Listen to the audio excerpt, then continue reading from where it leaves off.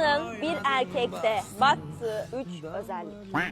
Şimdi ben böyle soruyu cevaplamak zorunda mıyım yani? Fiziksel. Yani ne alaka kanka? Niye ben sana cevaplamıştım? En yakın arkadaşım vs en yakın kız arkadaşım falan çekseydiniz o zaman üç kız bunu. Hayır, tamam. Bu soruyu iptal edebilir Bir miyiz? şey diyeceğim, ben senin en yakın kız kardeşimin yanında bunu cevaplamıştım. Tamam aynı şey değil. Aynı Aynı şey. şey değil.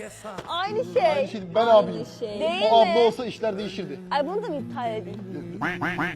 Yazdık biz bunu. Ben cevap vermiyorum bu soruya. Genel Yaz. Tamam yaz.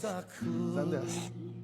ama ilk Yıldız yatağından kalkar bu aşkı duysa, ne canlar verdim ne yine yetmiyorsa, gün gelip de kadar hesabını sorsa, çek cezanı senin aşktan anladın buysa, benden sonra kimse değerimi biçemez.